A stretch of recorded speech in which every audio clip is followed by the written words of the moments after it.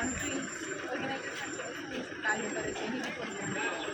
મારું નામ ઉમેશ પટેલ, નવરંગ નેચર ક્લબના ઉપપ્રમુખ અને સાંદીપની સ્કૂલના પ્રિન્સિપાલ તરીકે ફરજ બજાવું છું.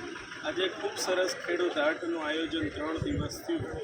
એનો મુખ્ય હેતુ છે એ વ્યક્તિઓને સારું શાકભાજી મળે, ફળ મળે અને સારામાં સારું છે એ જેને કહેવાય કે વસ્તુ મળે જેથી આરોગ્યમાં સારું કામ થાય. તમે મારી પાછળ જોઈ શકો છો, વંટી કિચન ગાર્ડન છેલ્લા ઘણો વર્ષોથી કામ કરે છે. કિચન ગાર્ડન અત્યાર સુધીમાં 500થી વધારે જેટલા છે એ કિચન ગાર્ડન ડેવલપ કરેલા છે. તમે જોઈ શકો છો, રીંગણા છે, મરચાં છે. રીંગણા એક વખત વાવી દીધા પછી 3 વર્ષ જેવો એનો પાલ છે એ આવતો હોય છે. જ્યારે મરચી છે એ આપણે શરૂઆતથી બીજથી વાવીએ તો 30 દિવસ પછી આ ફાલ આવતો હોય. નવનીતભાઈ અગ્રાવત એમના મેઇન ઓર્ગેનાઇઝર છે અને મીરાબેન સાથે વાત કરે. આવી ઘણી બધી મોટી ટીમ છે.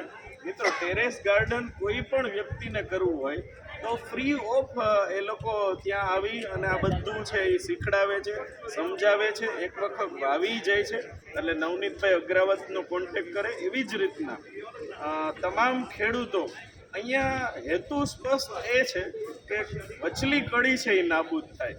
ખેડૂતો જ ડાયરેક્ટ છે એમને જે લેવાવાળો વર્ગ છે એ કનેક્શનમાં આવે અને વચ્ચેની કડી નાબૂદ થાય એટલે ઘણો બધો આર્થિક રીતના છે એ વ્યક્તિઓનો લાભ મળે અને સારી વસ્તુ મળે.